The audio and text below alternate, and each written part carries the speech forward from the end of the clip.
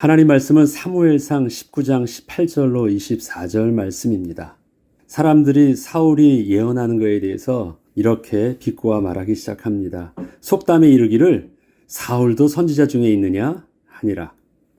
이스라엘 백성들에게 있어서 하나님의 영이 임한 사람은 하나님께서 택하신 특별한 사람으로 여겨졌습니다. 저들에게는 하나님이 주신 영적 권위가 있었기 때문이었습니다. 하나님께서는 그들을 통하여 하나님의 뜻을 알려주셨고 고통 중에 있던 하나님의 백성을 구원케 하셨으며 이스라엘을 다스릴 왕이 되게 하셨습니다. 이처럼 사울도 왕이 되기 전 하나님의 보내심을 받고 자신에게 온 사무엘을 통하여 왕이 될 것이라는 하나님의 말씀을 전하여 듣고 기름 부음을 받게 되었을 때 하나님의 영이 임하여 예언을 하게 되었었습니다. 이때 사울은 자신의 신분과 능력과는 상관없이 지난날의 자신의 모습과는 전혀 다른 모습으로 바뀌게 되었던 것입니다. 이 일에 대해서 사무엘상 10장 5절로 6절에는 이렇게 사울의 변화된 모습을 기록하고 있습니다. 그 후에 내가 하나님의 산에 이르리니 그곳에는 블레셋 사람들의 영문이 있느니라. 내가 그리로 가서 그 성읍으로 들어갈 때 선지자와 수금을 앞세우고 예언하며 내려오는 것을 만날 것이요 내게는 여호와의 영이 크게 임하리니 너도 그들과 함께 예언을 하고 변하여 새 사람이 되리라. 또 10장 10절로 11절에는 그들이 산에 이를 때 선지자의 무리가 그를 영접하고 하나님의 영이 사울에게 크게 임함으로 그가 그들 중에서 예언을 하니 전에 사울을 알던 모든 사람들이 사울이 선지자들과 함께 예언함을 보고 서로 이르되 기스의 아들에게 무슨 일이 일어났느냐? 사울도 선지자들 중에 있느냐? 하고 이것은 다윗에게도 하나님의 영이 임할 때 사울과 같이 동일한 변화를 겪었던 일이었습니다. 사무엘상 16장 13절에는 다윗에게 일어난 변화를 이렇게 기록합니다. 사무엘이 기름 뿔병을 가져다가 그의 형제 중에서 그에게 부었더니 이날 이후로 다윗이 여호와의 영에게 크게 감동되니라. 이렇듯 하나님의 영이 임한다는 것은 본래 자기 자신의 모습이 아닌 하나님의 능력이 자신을 통하여 나타나는 사람으로 변화됨을 의미하였습니다. 사울은 그렇게 왕이 되었고 다윗도 하나님의 영이 임함으로 지난날 용모가 붉고 아름다웠던 그 꼬마에서 수금을 탈 줄 알고 용기와 구변이 있는 준수하며 여호와께서 그와 함께 계신 자의 변화된 모습으로 사람들에게 드러나게 되었던 것입니다. 오늘의 본문은 그동안 하나님의 영이 떠나심으로 고통을 당하던 사울에게 하나님의 영이 다시 임하심으로 그 영에 사로잡혀서 예언을 하게 되는 사울의 모습이 나옵니다. 그리고 세 차례나 사울보다 앞서 보냈던 전령들도 하나님의 영에 사로잡혀 예언하는 것을 또 보게 됩니다. 그런데 오늘 본문에서 보여주고 있는 사울과 그의 부하들에게 하나님의 영이 임하신 모습은 지난날 사울과 다윗에게 임하여 저들을 변하여 새 사람 되게 하셨던과는 전혀 다른 이유로 하나님의 영이 임하셨던 것임을 볼 수 있습니다. 사무엘상 19장 20절로 21절을 보면 사울이 다윗을 잡으러 전령들을 보냈더니 그들이 선지자 무리가 예언하는 것과 사무엘이 그들의 수령으로 선 것을 볼 때 하나님의 영이 사울의 전령들에게 임하매 그들도 예언을 한지라. 어떤 사람이 그것을 사울에게 알림해 사울이 다른 전령들을 보냈더니 그들도 예언을 했으므로 사울이 세 번째 다시 전령들을 보냈더니 그들도 예언을 한지라. 사울은 다윗을 잡아오기 위해서 사무엘이 있는 라마나요스로 자기 부하들을 보낼 때 메신저의 모습으로 보내었습니다.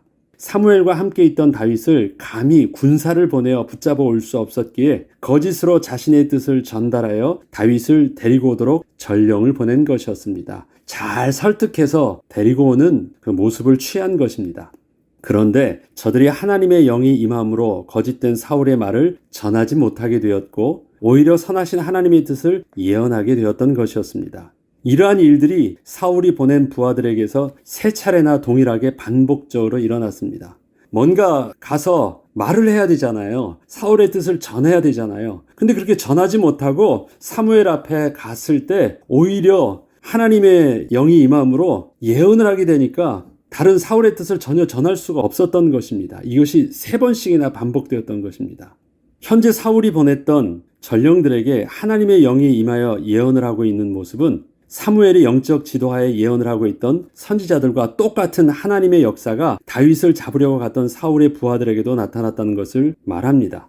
이러한 하나님의 역사는 사울의 입장에서 본다면 자신의 충성스러운 부하들이 자기의 명령을 따라 다윗에게로 갔지만 자기의 뜻을 사무엘이 있던 라마 나요스에서는 전달할 수 없었고 자신의 권위가 온전히 드러나지도 못했으며 오직 하나님의 사람이었던 사무엘의 영적 권위에 완전히 굴복된 모습만을 그렇게 보게 된 것을 의미했습니다.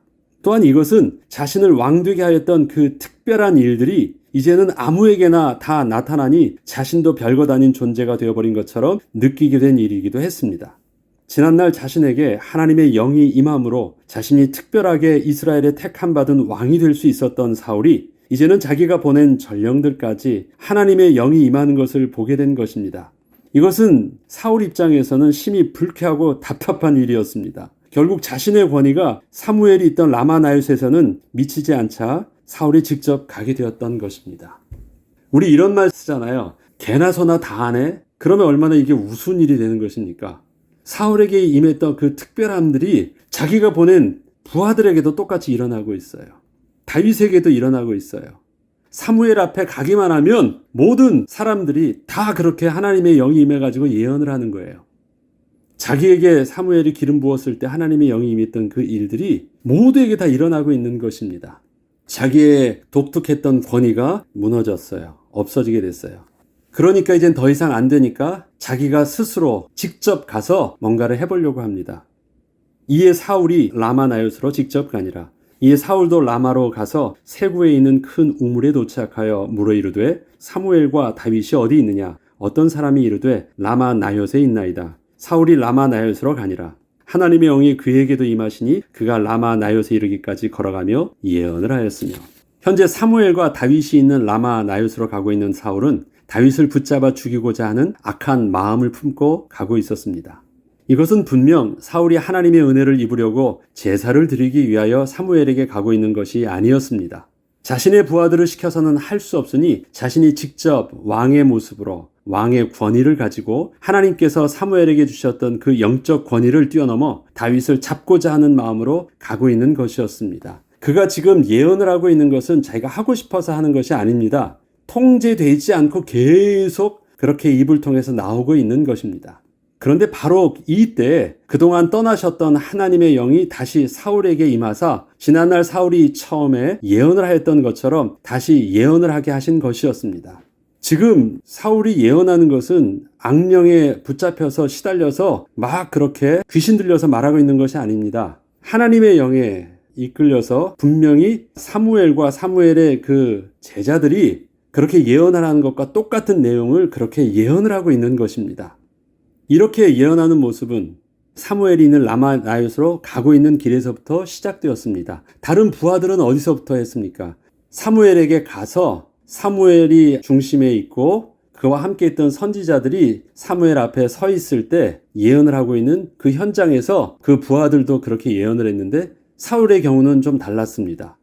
사무엘에게 가는 도중부터 막 예언을 하기 시작한 거예요. 이것은 사울이 스스로 통제할 수 없던 자신의 모습이었습니다. 자신이 예언을 하기를 원치 않았어도 그것과 상관없이 계속된 것이었습니다.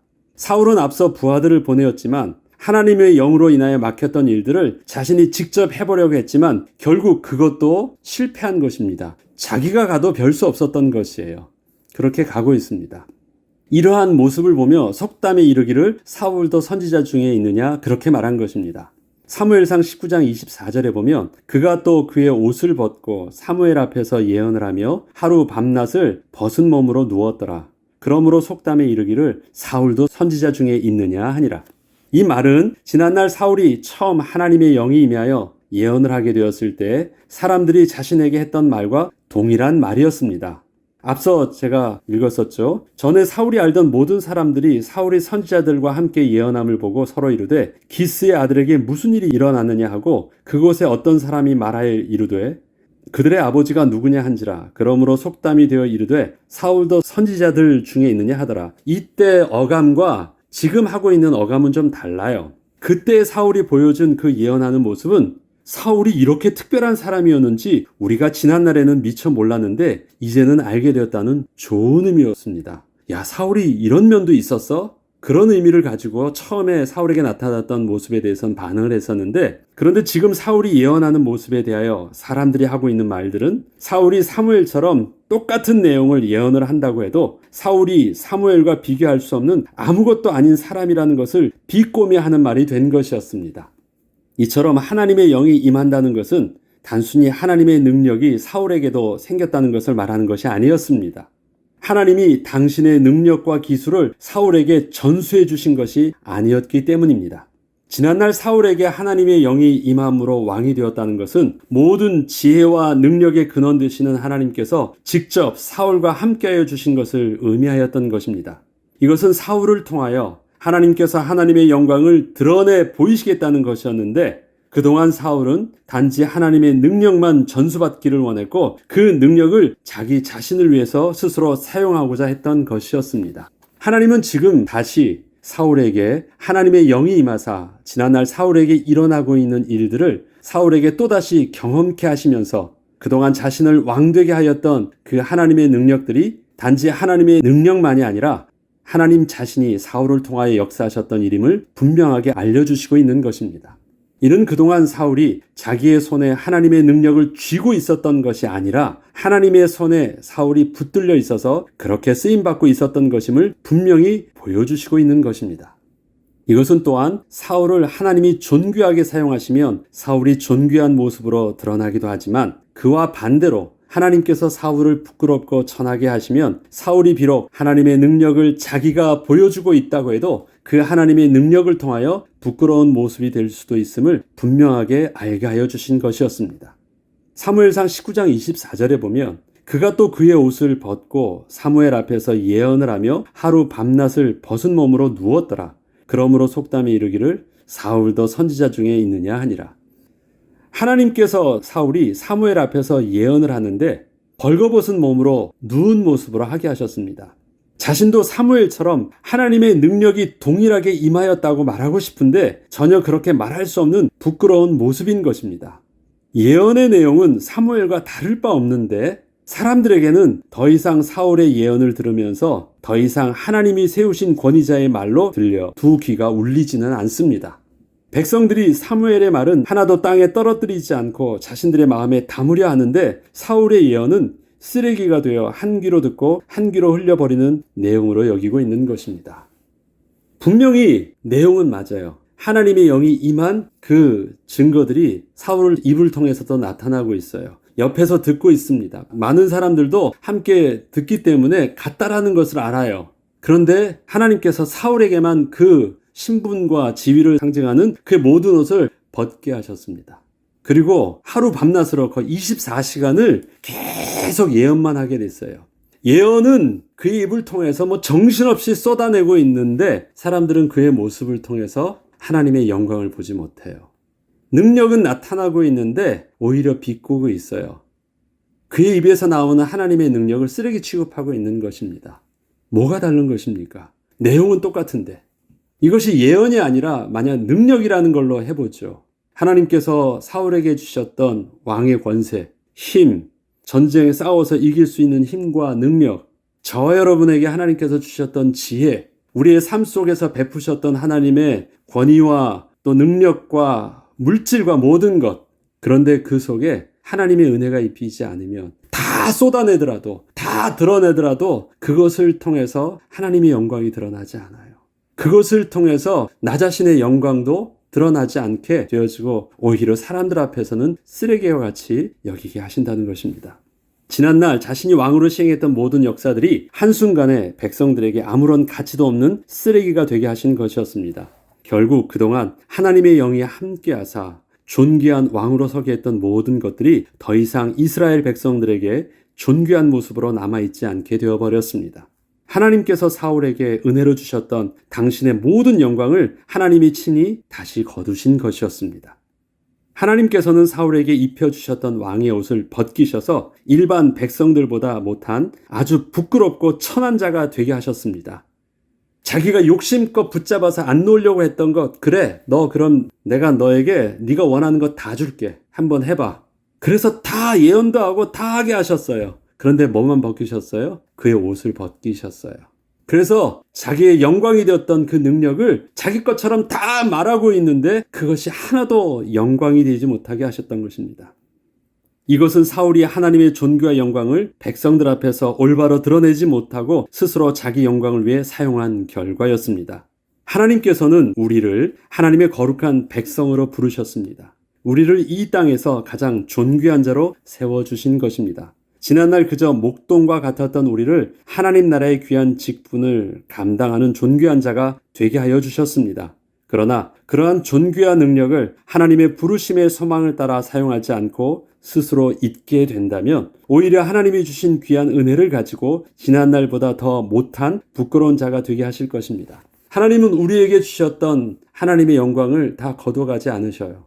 주셨던 지혜를 없어서 우리를 바보되게 하지도 않고요. 주셨던 물질을 우리 손에도 쥐게 하십니다. 그런데 그것이 복이 되지 않게 하셔요. 왜 그렇습니까? 복의 근원 되신 하나님이 떠나시면 내가 복이라고 생각했었던 모든 지혜와 능력과 권세가 어떻게 됩니까? 스스로에게 복이 되지 않고 가장 비참하게 스스로를 파괴하고 세상에서는 부끄럽게도 하게 됩니다. 이것이 사울을 통해서 지금 구체적으로 드러나고 있는 사울의 모든 모습들입니다. 사울은 왕으로서 자리에 내려오면서 부끄러움을 당하지 않았어요. 왕으로 있을 때 모든 부끄러움을 다 당한 후에 하나님께서 그의 생명을 거두어 가셨습니다. 왕권에서 내려와서 부끄러워진 것이 아닙니다. 하나님의 영이 떠나셨을 때 부끄러워진 거예요. 우리가 잘 알아야 됩니다. 혹시 우리에게 우리가 가지고 있는 물질, 명예, 우리의 배경들 이것을 놓치면 안 된다고 붙잡고 있는데 그것을 하나님보다 더 먼저 생각하면 복은 하나님이 우리와 함께 하셔서 우리의 안고 일어선 모든 것이 다 복이 되는 것입니다. 복을 붙잡고 있어서 복이 아니라 복이 되신 하나님께 붙잡혀 있어서 모든 것이 복이 되는 것입니다. 사울은 하나님께 붙잡혀 있는 그 은혜를 스스로 거부하고 하나님 필요 없다고 하나님을 발로 걷어찬 것입니다. 저와 여러분은 사울의 모습을 보면서 그러한 실수를 해서는 안 됩니다. 하나님이 우리의 복의 근원 되십니다. 하나님께 붙잡혀 있는 것, 그때 우리의 연약한 것도 다윗이 들었던 돌멩이 하나도 복이 될 수 있는 것입니다. 하나님과 멀어졌을 땐 사울의 그 위대했던 칼과 자기의 영광의 갑옷도 아무런 의미가 없었는데 하나님의 붙들림 받은 다윗에게 있어서 돌덩어리는 이스라엘을 구원할 하나님의 영광의 비밀이 되기도 했던 것입니다. 홀로 영광 받기에 합당하신 하나님을 위하여 축복으로 주신 우리의 삶의 모든 배경이 주님이 부르시는 그날까지 우리가 귀하게 쓰임받을 수 있도록 오늘도 하나님 앞에 겸손함과 두렵고 떨리는 마음으로 우리 기도하고 오늘 우리에게 주신 산업과 직업과 건강과 우리의 모든 배경이 그렇게 쓰임받는 하루가 되길 주 이름으로 축복합니다. 기도하겠습니다. 하나님 아버지, 복은 하나님이 우리에게 주신 그 어떤 것이 아니었습니다. 복은 우리가 하나님을 만난 것이었습니다. 하나님이 우리 가운데 성령으로 함께 계신 것이었습니다. 그 하나님의 손이 우리와 함께 계시고 우리와 함께 하신 하나님의 백성이 나아가는 모든 그 길들이 다 복이 되게 하신 것이었습니다. 하나님 아버지, 하나님을 떠나 하나님이 주셨던 것을 나의 생명의 근원이요 복의 근원으로 착각하는 어리석은 자 되지 않게 하여 주시고 그것을 붙잡으려고 하나님과 멀어지는 미련한 자 되지 않게 하여 주셔서 오늘도 하나님이 주셨던 건강과 직업과 삶의 배경과 모든 은혜들을 주님과 동행함으로 복답게 누리게 하시고 하나님의 영광으로 드러나게 하여 주시옵소서. 그 영광이 하나님 나를 이 땅에서 가장 존귀한 자가 되게 하셔서 또 그 존귀함의 비밀을 주님 부르시는 그날까지 온전히 누리게 하여 주옵소서. 감사드리며 우리 주 예수 그리스도 이름으로 기도합니다. 아멘.